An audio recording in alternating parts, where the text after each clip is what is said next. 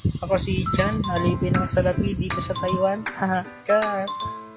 So ayun, for today's video tayo magluluto nga pala ng sinigang dahil namiss natin yung luto ng ating asawa. So ayan, balik ko lang nga pa ng sangkap. Dahil wala tayo sa Pinas, mahirap maghanap ng mga sangkap dito. Lalong lalo na yung kangkong, okra, sitaw. Kaya ang ginawa na lang namin yung talong na lang at saka gabi, sinigang mix, tsaka pork belly. Yun nga, luto tayo dahil na-miss natin yung luto ng ating asawa. Dahil dati lagi tayong pinagluluto, ngayon wala, nasa abroad tayo, sa sariling luto na lang. Kung baga sa mga lugar kay Facham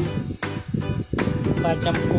Ayan ginagawa ko nga pala guys, hindi ko na nabidyoan yung pag-prepare gawa ng oras na din yan. Bye bye.